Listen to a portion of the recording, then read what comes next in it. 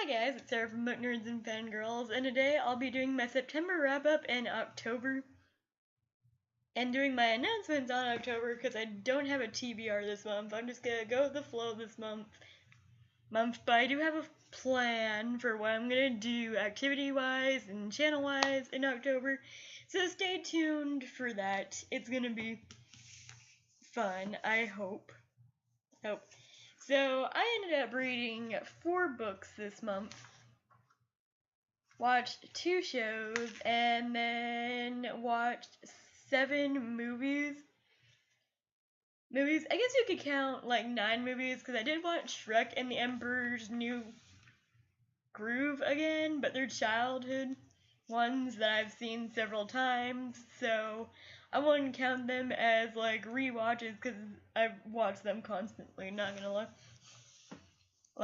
So let's get on with the wrap-up. So, books that I read this month / listened to this month, because I finished 2 books on audiobook, and then I actually physically read 2 books, which was awesome. I love physically reading. It's awesome, and I haven't had a chance to do it lately, and ever since I moved, I have plenty of time to read.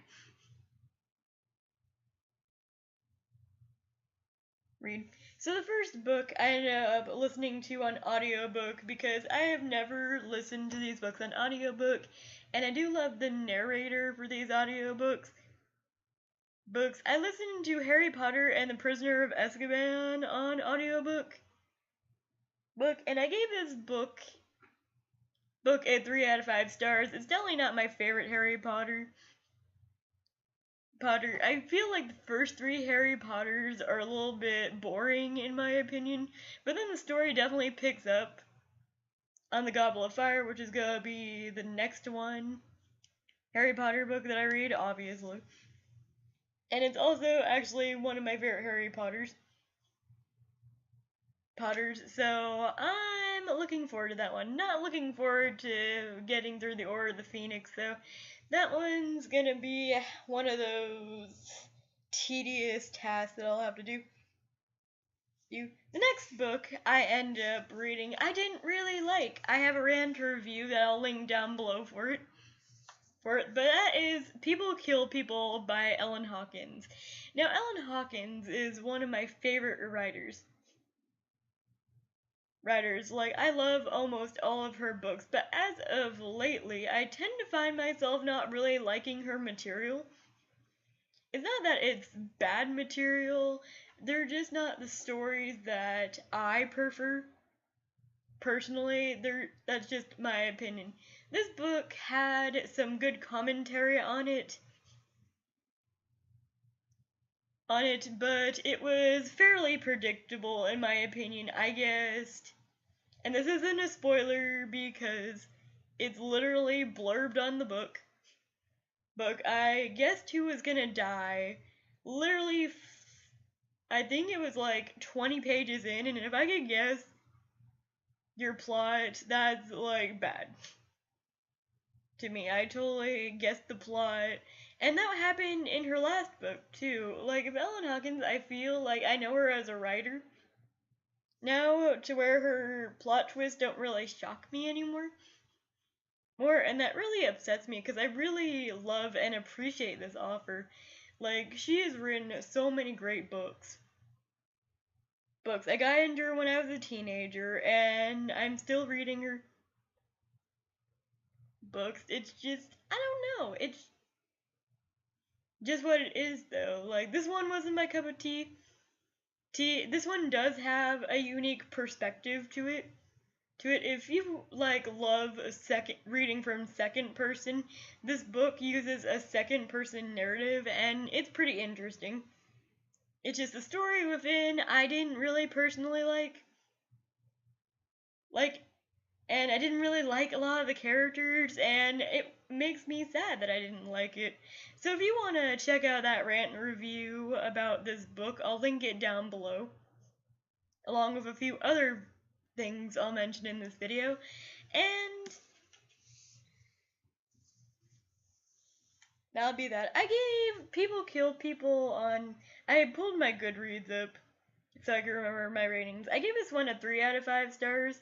I would have given it a 2 out of 5 stars if it had not been for the second person narrative.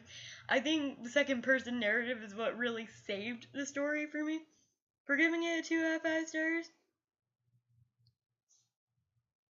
But besides that, the story just wasn't for me. So the next book I ended up listening to on the audiobook was Suicide Notes from Beautiful Girls by Lynn Wengarden, I think her name is. And I give this book a 3 out of 5 stars. Personally, I didn't really mesh well with this book. It wasn't a bad book by any means. I found myself interested most of the time. Like, I was trying to get a mystery, and then it was kind of like it went off the railings of its mystery, and then it was just like this book full of random shit. It's like this author wanted to do multiple storylines, and nothing really stuck on it. It was a weird book. I don't know how else to explain it.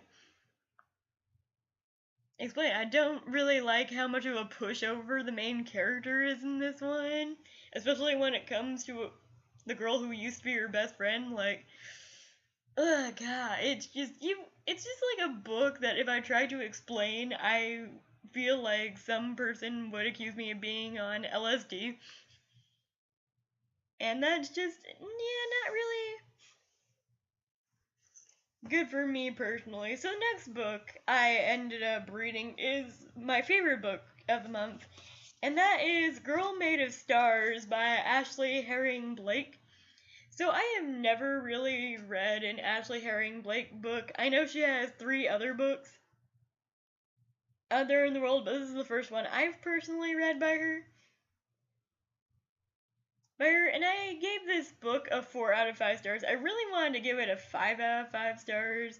It's like on the spectrum of 4.5 to 4.6 stars. If I could give it a half-star rating on Goodreads, I would, but this would definitely be a 4.5-star read from me. This book is pretty good.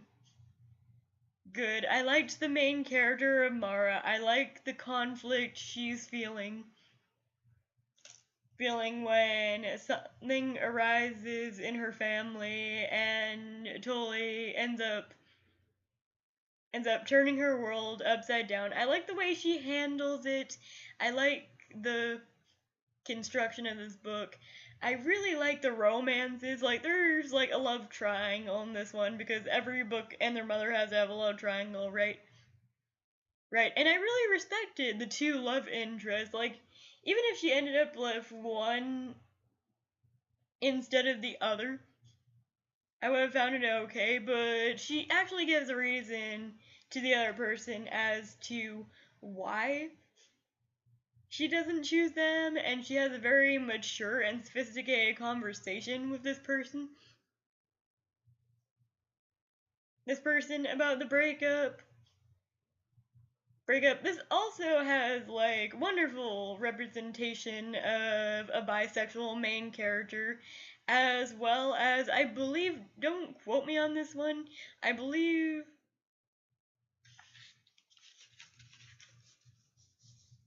no, it's not agender, but but the girl she is interested in this one, Charlie, she is gender fluent, I believe she describes herself. This one, and while I can't speak for gender fluent people, I feel like the representation was done fairly well in this book. I also loved the use of astrology in this book. Me, myself, I'm a Cancer. I can't really show my tattoo off because I'm wearing a long sleeve shirt today. But my first tattoo I got is actually my zodiac sign. So I'm all about the zodiacs. And I love the intricate little detailing of the zodiac and the stars here. And I feel like I'm probably going to make a book review of Girl Made of Stars because it does have a lot of social commentary to talk about. And I feel like I should talk about this book, but I haven't yet because I've been doing so many other things. But this book is like, it has like the most gorgeous cover. Can we stop for a minute and talk about the cover? Because this one is like the prettiest cover. It even looks pretty naked.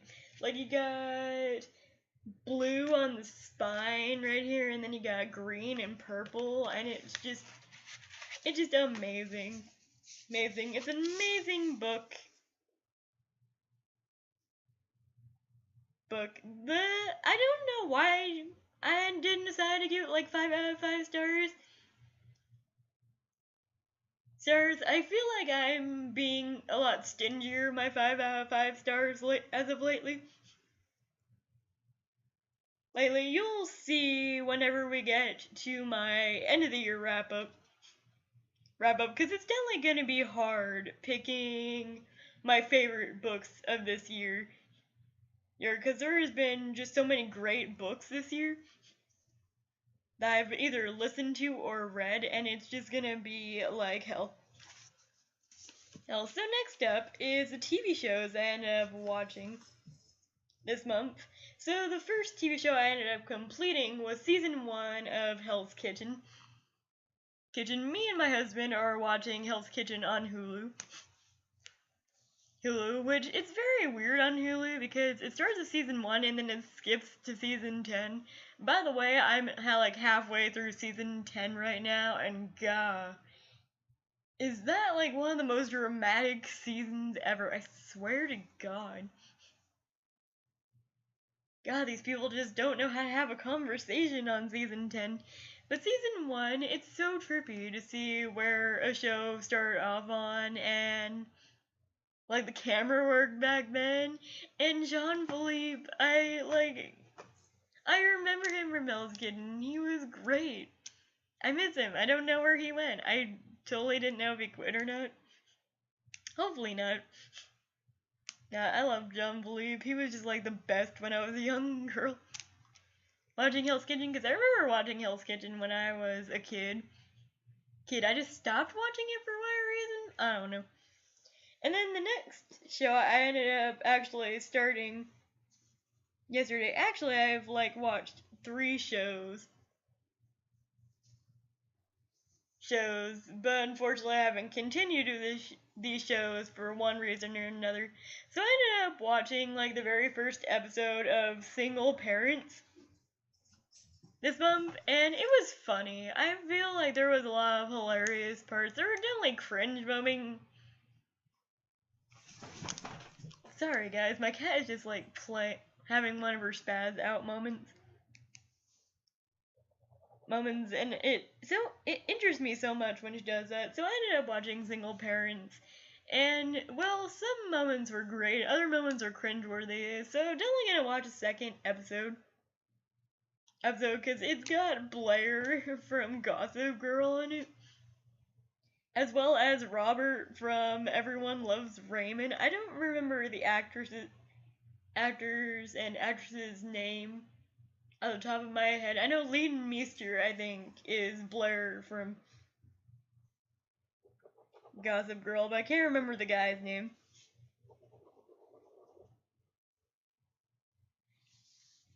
And just for those 2 alone, I'll probably still watch it. It was pretty great. And then I ended up watching You, and You, like the TV show You? You ended up enjoying the first episode. I was gonna watch a second episode, and then I realized that you have to be signed up with Lifetime to watch the rest, and I really hope that I don't have to pay money for that, because if I had to pay money for a subscription to Lifetime, I would probably like not watch You. I I don't know how people are reacting to it. I haven't like looked at the ratings, but I probably, wouldn't probably pay for a subscription to Lifetime to watch you. Hulu tends to get some Lifetime originals. I hope this is like one of them.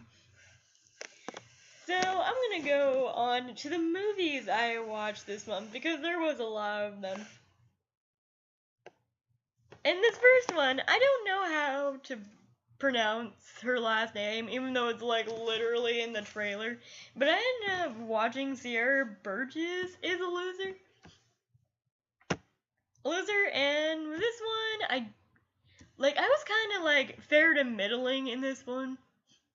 I didn't really hate it, but I didn't love it either. I didn't really like the main character. Like, if you hear like one complaint about this movie is that people don't like the main character.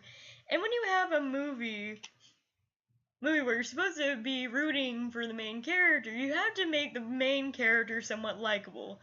And I don't really feel this way with the main character. It's not that she's like a horrible person. It's just she's like really selfish, and it's just ugh. It was just like cringe. Like some of the scenes were cringe worthy. It was just like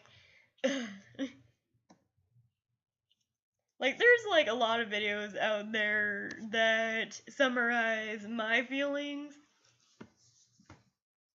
about it. I feel like this is just like a general consensus with this movie. Like everyone doesn't really like the main character and they like the girl that bullies her a lot more, which I have to agree with. I actually really like Veronica.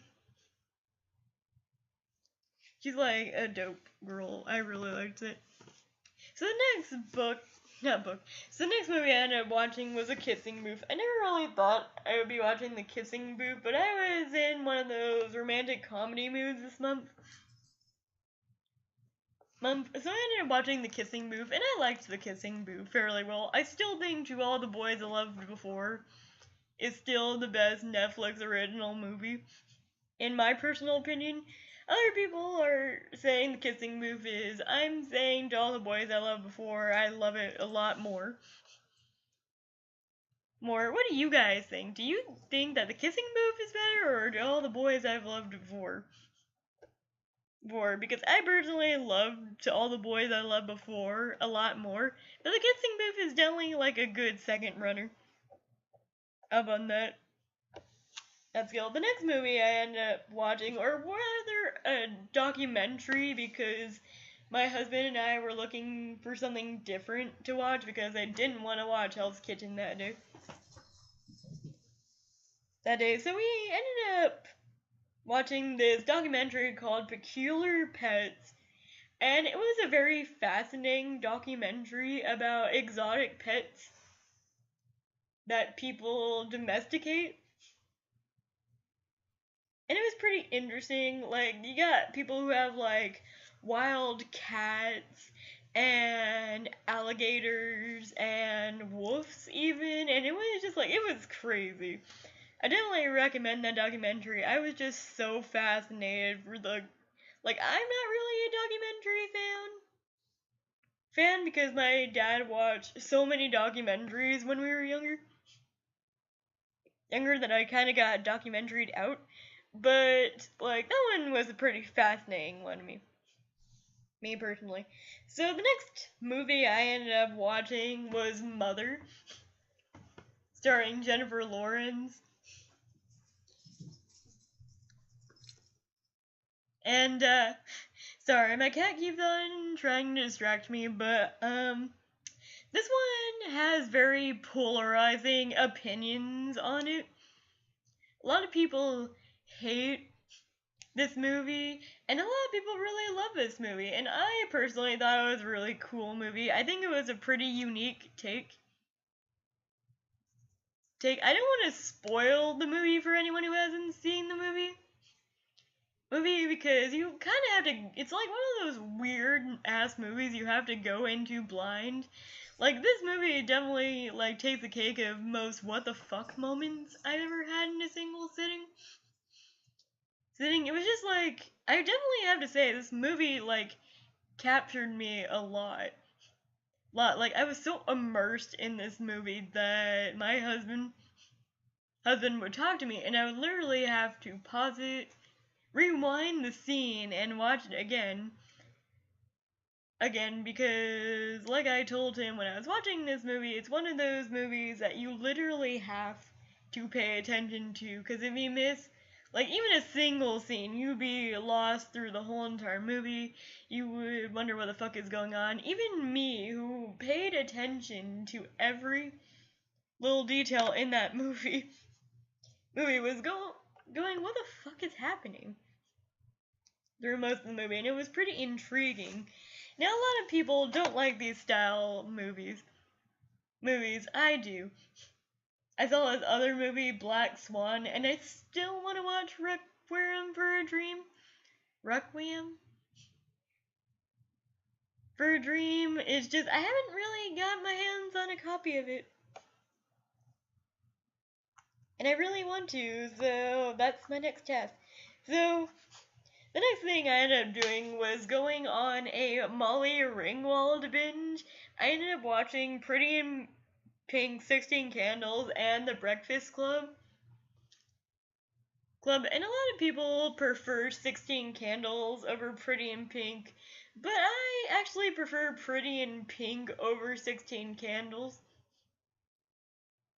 In all honesty, but let's be, like, completely honest, The Breakfast Club completely crushes them both out of the water.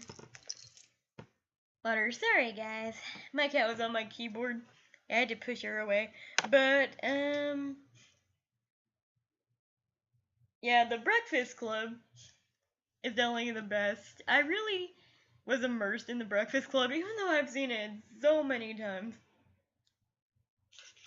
before. But that was it for the movies I watched this month. Now for the actual things I ended up doing this month, shopping wise, as some of you guys may have watched already, I have not one but 2 hauls out for clothes, because if I were to show you guys all the clothes that I got, we would have been here for hours. As is, I gotta film another clothing haul because I just got new clothes today. I'll definitely be doing that sometime this week. For sure. I really gotta stop buying clothes. I, like, totally have an addiction to clothes. If you guys haven't already seen in my hauls, I'm so addicted to clothes. It's not even funny. I'm definitely also gonna link down my clothing unhaul, because I also did an unhaul this month. It was pretty liberating. If you have a lot of clothes in your closet, I do suggest unhauling a couple of your clothes, because unhauling is pretty interesting to me, and I liked it a lot. But also, this month, I ended up going to a Renaissance fair. Now, that was really fun. But it was like I was in, like, a real-life D&D game for most of the Renaissance fair. It was pretty epic. I liked it a lot. They even had a place where you could buy D&D dice, so I guess that was kind of like how the Renaissance fair should feel like, is a huge D&D game, but it was pretty cool. I really liked it. So, that concludes all things that I did for the month of September. Now, it is actually officially October as we speak, because I'm filming this at like 12:35 in the morning. It's officially now October, and October is without a doubt, my favorite month. So I thought, instead of, just reviewing horror movies like everyone else did, I would put a little spin to it Sure, I will be reviewing horror movies as well as books. Not specifically horror books. I think I might pick up It again. I really need to get through it. I'll definitely be reading my contemporaries too. I'll be definitely go through much darker themes in October because I think October is when mental health awareness is. Hold on a second while I check on that.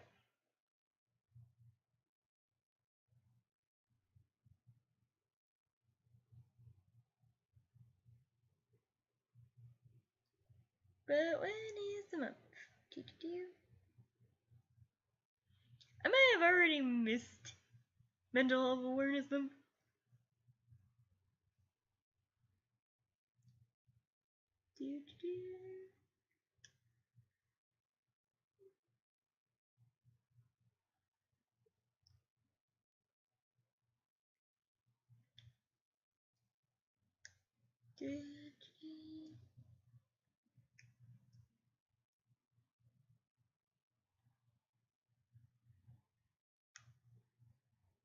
Huh. It's like,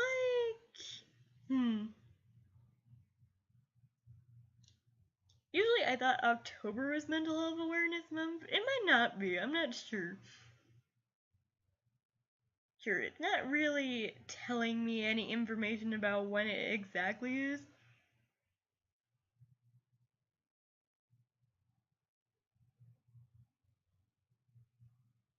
But I'll definitely be doing books with a lot darker themes this month because I love reading darker themed books. I might actually end up trying to finish it this month. That book has been a chunker, and I literally need to start reading it. Like, seriously reading it. No more of this, oh, I'll get to it later stuff. I will try to finish it by the end of this year. Like I said last year, and it never happened, but I'm gonna try. Like, I literally told one of my friends that I was gonna read it, and then he ended up reading it before I did. And I'm like, grr, I still have to read it. Yeah, pun intended. But besides that, watching movies and reading darker themed shows, I will of course be going to haunted houses this month because October is like the best month ever. I've also uploaded doing my DIY Halloween Wreath. If you guys want to go over and watch that, I will link down the video below. I also tell my very first story time about the time I went to a Demi Lovato concert and the experience I had there, so I'll link those down below for you guys. But I thought I would also do something different by watching horror-themed animes this month. Now, if you guys know me, you know that I don't really particularly like anime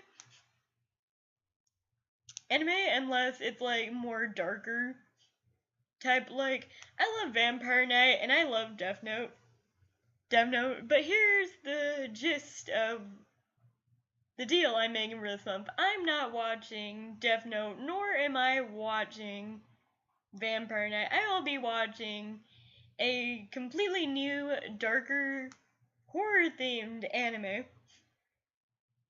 I already got some suggestions that my friend suggested to me. I'm probably gonna be checking out Tokyo Ghoul first. Like, I watched the first episode and I was really fascinated and I didn't know why I didn't stick with it. I guess I just had other things to watch. I will also be watching, I think it's High School of the Dead. As well as Blood Sea. So I'm gonna be trying to get through a lot of horror-themed animes this month. month, as well as revealing my costume to you guys. I already revealed my costume earlier. I just am probably gonna put it on and show you guys. Or, would you guys like me to dress up for videos? Videos like maybe cosplay? Comment down below and let me know. No, because I feel like going all out this Halloween because I'm finally in a city where I can go all out for Halloween and not get weird looks, and it is amazing. Amazing. So I will leave you guys with that. Usually I leave down new music that I've been listening to this month in these wrap-ups as well. Well, but I've been listening to a lot of the same stuff this month.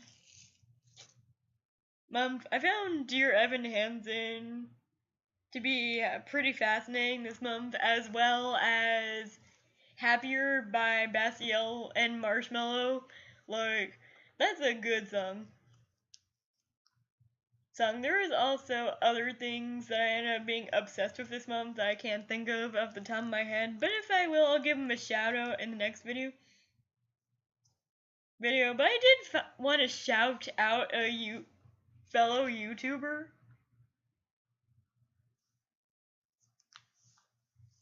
On here, if I could pronounce her name, I'll probably link her channel below.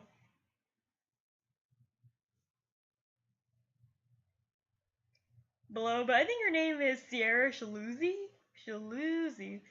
That's a interesting last name. I probably am saying it totally wrong, but she has a lot of videos on her channel that are about fashion and body positivity when you're a curvy girl, and it's exactly the fashion YouTuber that I need. Not saying that other YouTubers that do fashion are bad, but I'm a much curvier girl, and it felt good to find a YouTuber that had my same figure. I noticed that if you watch YouTubers that have a lot of your same figure, you'll see a lot more clothes that fit your personal style because of your body type. Hi, baby. But that's my cat, sorry. But, that was pretty cool. I liked watching her this month. Is the Chilling Adventures of Sabrina coming this month to Netflix? I think so. I'll also be watching that, as well as I think it's A House on Haunted Hill or The Hill on Haunted House. That new Netflix movie that's coming out. I'll definitely be watching that, as well as I'm so excited for this. But this Saturday or possibly next Sunday, I will be watching Venom. Venom has been one of my most anticipated films for 2018, so I cannot wait to see what they've done with it. Fingers crossed that it's good. I really hope it is. Prayers. That is. But there you guys have it. That was my September TBR and my September wrap-up and my October TBR. I'm excited for what this next month holds. And since my cat is so into being in this video, say bye, Shady. And I will see you guys in my next video.